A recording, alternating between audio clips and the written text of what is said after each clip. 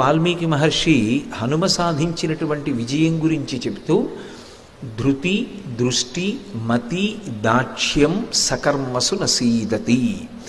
ఎవరికి ఈ 4 లక్షణములు ఉంటాయో వారు తాము చేసేటటువంటి కార్యముల యందు నశించరు. అంటే ఆ కార్యాన్ని సాధించకపోవడం అనేటటువంటిది ఉండదు. సంకల్పం చేసిన కార్యాన్ని తప్పకుండా సాధించగలుగుతారు. దానికి ఉండవలసిన లక్షణాలు చెప్తున్నారు. మొట్టమొదటిది ధృతి.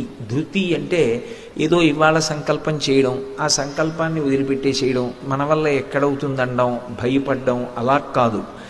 ఒక సంకల్పం చేస్తే ఆ సంకల్పాన్ని సాధించడానికి కావలసినటువంటి మానసికమైనటువంటి శక్తిని ముందు కూడా తీసుకోవడం, నేను ఎందుకు సాధించలేను అనేటటువంటి ఆత్మవిశ్వాసాన్ని ప్రోధి చేసుకోవడం. రెండవది దృష్టి. దృష్టి అంటే దూరదృష్టి అని దాని అర్థం.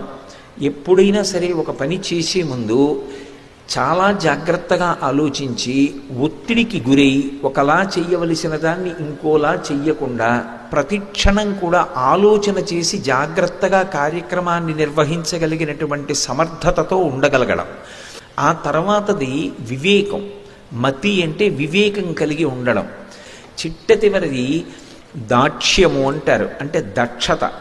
దక్షత అంటే దేని జోలికి వెళ్ళకూడదో, ఏది మనిషిని పాడు చేసేస్తుందో దానికి చాలా దూరంగా ఉండగలగడం.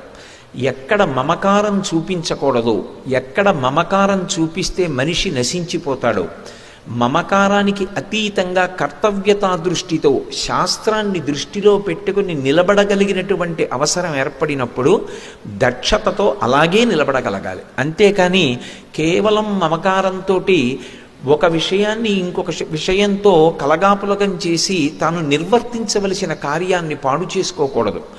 అందుకే ఈ 4 లక్షణములు ఎవరి యందుంటాయో వారు ఖచ్చితంగా సంకల్పం చేసినటువంటి కార్యక్రమాన్ని సాధించి తీరుతారు.